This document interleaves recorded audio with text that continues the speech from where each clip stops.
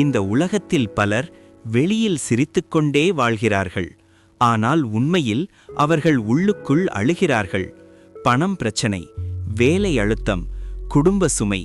சில நேரங்களில் மனிதன் தனியாக அமர்ந்து நினைப்பான், என் வாழ்க்கை ஏன் இப்படி? அந்த நேரத்தில் ஒரு விஷயம் மட்டும் நினைவில் கொள்ளுங்கள்.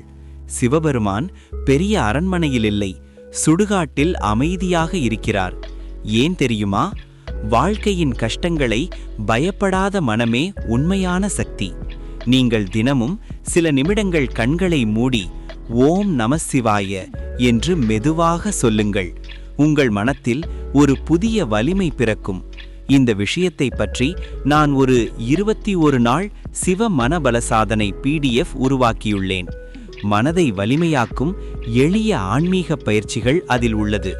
இந்த PDFில் தினமும் செய்யக்கூடிய எளிய ஆன்மீக பயிற்சிகள், மன அழுத்தத்தை குறைக்கும் வழிகள், மனதை வலிமையாக்கும் நடைமுறைகள், வாழ்க்கையில் அமைதி மற்றும் நம்பிக்கை பெற உதவும் வழிகாட்டுதல். இந்த 21 நாட்கள் பயிற்சியை உண்மையாக செய்து பார்த்தால் உங்கள் மனதில் ஒரு புதிய அமைதி உருவாகும். சில நேரங்களில் வாழ்க்கையை மாற்ற ஒரு சிறிய முடிவு மட்டும் போதும். PDF வாங்க லிங்க் கீழே டிஸ்கிரிப்ஷனில் உள்ளது. ஓம் நமசிவாய.